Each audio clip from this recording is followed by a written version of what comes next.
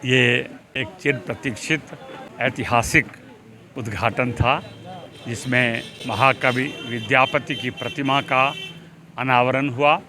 विद्यापति हम इसी अनुमंडल के निवासी थे बिस्फी के। तो अभी एनएच बन रहा है, तो इस एनएच की शुरुआत के कोने पर बेनीपट्टी के प्रारंभ में संसार पोखर के भिंडा पर अद्भुत स्थल है, अद्भुत संजोग है कि जहाँ विद्यापति की प्रतिमा का अनावरण हुआ है।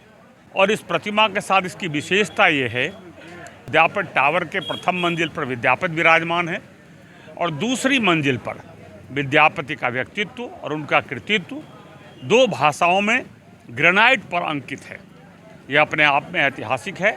ग्रेनाइट पर कलाकारों ने और उसको बहुत ही मनोयोग से छैनी और हथौड़ी से मिथिलाक्षर में उसका उकेरा है। उसको सामने विद्यापति वाटिका है, तो ये इलाका विद्यापति को समर्पित हुई है। इसमें इतिहास साहित्य से जुड़े हुए लोग आए और मिथिला मैथिली की शीर्ष संस्था चेतना समिति के सारे प्रमुख पदाधिकारी उपस्थित थे और हमारे इलाके के इतिहासकार अयोध्यानाथ झा, जो मिथिला विश्वविद्यालय के प्राचीन इतिहास के हेड से रिटायर हुए हैं, वो थे और अनेक विद्वान साहित्यकार थे। इसी तरह गायक भी विद्यापति के गीतों का अपने स्वर में पाठ किया और विद्यापति महादेव से जुड़े थे, वो भक्त रसिके की कवि थे, तो उनके भी महादेव स्तोत्र से भी समापन हुआ। जैसे आपने महाकवि विद्यापति के बारे में बताया और संग्रहालय के बारे में जिक्र किया है, क्या ये पर्याप्त नहीं है? यहाँ पे लोग कह रहे हैं कि संग्रहालय मतलब उनके जीवनी से भी यहाँ के युवा प्रेरित होते अगर यहाँ पर संग्रहालय में उनके किताब का भी लोगों को उपलब्ध होता।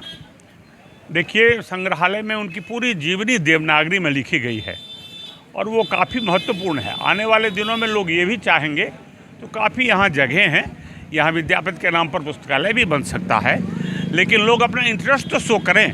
सिर्फ कहने वाले लोग ऐसे हैं कि सब चीज़ों में एक निंदा निकालते हैं, ऐसा नहीं।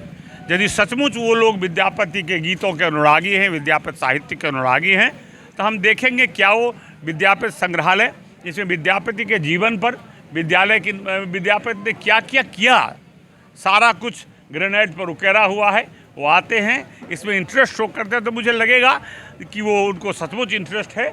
और ऐसे लोग यदि मुझसे हम लोग यदि सब विचार करेंगे तो निश्चित रूप से विद्यापति पुस्तकालय भी बन सकता है और भी चीज़ें बन सकती है। लेकिन कुछ लोग निंदा करने के लिए कहते हैं, तो उनको उन्हीं को मुबारक। कितने लागत से ये पूरा उद्घाटन? ये लाख का महत्व नहीं है, सभी समाज में लगाया है, लेकिन प्रारंभिक तौर पर ये इसका जो स्केलेटन बना है वो हमारे फंड से बना है, लेकिन विद्यापति की मूर्ति या ऊपर का संग्रहालय सब जन सहयोग से बना है, इसलिए इसमें धन का सवाल नहीं है। ये सांस्कृतिक रूप से सिंबॉलिक है और इसलिए इसका निर्माण हुआ है। बेनीपट्टी प्रखंड मुख्यालय स्थित संसार पोखरा के समीप महाकवि विद्यापति प्रतिमा अनावरण, नवनिर्मित विद्यापति टावर, संग्रहालय एवं विद्यापति उद्यान का लोकार्पण, बीजेपी विधायक पूर्व मंत्री बिहार सरकार विनोद नारायण झा, चेतना समिति के पदाधिकारी जयदेव मिश्र, उमेश झा, विवेक झा, रंगनाथ दिवाकर, अयोध्यानाथ झा, अमरनाथ झा समेत अन्य लोगों ने संयुक्त रूप से किया। कार्यक्रम की अध्यक्षता प्रोफेसर योगनंद झा और संचालन दीप नारायण विद्यार्थी ने किया। खास मौके पर बीजेपी विधायक विनोद नारायण झा ने कहा कि यह नवनिर्मित विद्यापति टावर, संग्रहालय एवं उद्यान मिथिला की महान संस्कृति के उद्घोषक महाकवि विद्यापति का सिंबल और आइकनिक है। कार्यक्रम में नूनू ठाकुर, विजयकांत झा, अशोक झा, बीजेपी नेता मदन कुमार कर्ण, शंकर झा, डॉक्टर अयोध्यानाथ झा, संतोष भगत, बबलू गुप्ता, सुनील कर्ण, चंदन ठाकुर, जयसुंदर मिश्र, संजय कुमार मिश्र, संजू, मुकेश सिंह, शशि शाह, ललन शाह सहित सैकड़ों कार्यकर्ताओं की मौजूदगी देखी गई। मंचस्थ सभी अतिथियों एवं कार्यकर्ताओं और साथ ही अधिकारियों को मिथिला के परंपरा अनुसार पाग एवं दुपट्टा से किया गया सम्मानित। साथ ही कार्यक्रम स्थल पर पहुंचे एसडीएम सारंग पानी पांडे, एसडीपीओ अमित कुमार, बीडीओ महेश्वर पंडित, बीपीआरओ मधुकर कुमार, एमओ रोहित रंजन झा, बेनीपट्टी नगर पंचायत कार्यपालक पदाधिकारी गौतमानंद करवाही, बीडीओ स्वर्ण वर्षा को भी किया गया सम्मानित। एक तरफ जहां कवि सम्मेलन में सम्मिलित दीप नारायण विद्यार्थी, ललित कुमार, मैथिल प्रशांत, कमलेश प्रेमेंद्र एवं मनोज कामत ने एक से बढ़कर एक मैथिली काव्य से लोगों को किया आनंदित। वहीं दूसरी तरफ सांस्कृतिक कार्यक्रम में मिथिला के गायक कलाकार मिथिला रत्न कुंज बिहारी, विकास झा, अनुप्रिया, ज्योतिप्रिया, कविता झा, रूबी झा जैसे महान कलाकारों ने अपने गानों से लोगों को किया मंत्रमुग्ध। संग्रहालय में मिथिलाक्षर एवं मैथिली भाषा में महाकवि विद्यापति के जीवन चरित्र रहा आकर्षण का मुख्य केंद्र। विशेष इस वीडियो में वर्तमान परिप्रेक्ष्य में यदि विद्यापति के जीवनी से युवाओं को प्रेरणा लेना चाहिए तो क्या ऐसा चीज है प्रेरित होकर उस पर चले तो जीवन उनका सफल हो जाए? देखिए, विद्यापति सिर्फ विद्यापति नहीं है, ये एक सिंबॉलिक है।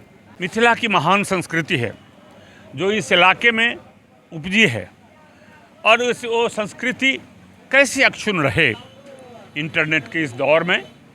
और जब कृत्रिम बुद्धिमत्ता आया है, जिसको आर्टिफिशियल इंटेलिजेंस कहते हैं, तो हर संस्कृति को खतरा हो गया है इन्वेजन का। तो उसमें कैसे लोग मुक्ति पाएंगे? नौजवानों से कहेंगे कि आएँ विद्यापति संग्रहालय में उनके जीवनी को पढ़ें, और इस संस्कृति की रक्षा कैसे होगी, इसके लिए क्या कर सकते हैं, अपना योगदान देंगे, तभी हमारी संस्कृति बचेगी, जिसे हम मिथिला की श्रेष्ठ संस्कृति कहते हैं। जिस भाषा को हम श्रेष्ठ और अच्छी भाषा कहते हैं, वो आज करीब करीब मृतप्राय प्राय हो गया। जो अपनी लिपि थी मैथिली की, जिसे हम मिथिलाक्षर कहते हैं या तिरहुता कहते हैं, वो करीब करीब समाप्त हो गया। इसलिए तिरहुता में भी यहाँ विद्यापति की जीवनी ऊपर उकेरी गई है, और इस सबसे प्रेरणा लेकर अपनी संस्कृति को बचाने का काम करें। बाकी संस्कृत वाले भी चिंतित हैं। भोजपुरी के कई विद्वान मिलते हैं, वो कहते हैं कि मेरे संस्कृति में जो अपसंस्कृति और भोंडापन आया है सो मैथिली में ना आ जाए, इसकी चिंता करिएगा। तो इन बातों की चिंता हम सभी को करनी है, खासकर आने वाले नौजवान को तो जरूर करनी है। यह जो ऐतिहासिक कार्यक्रम है, ये समस्त मिथिलावासी के लिए एक गौरव का क्षण मैं मानता हूँ। महाकवि विद्यापति न सिर्फ एक कवि थे, वो मैथिली संस्कृति मिथिला क्षेत्र की पहचान के रूप में भी एक जाने जाते हैं। मिथिला में पहले एक बार हाथ उठे मिथिला के नाम ताली के साथ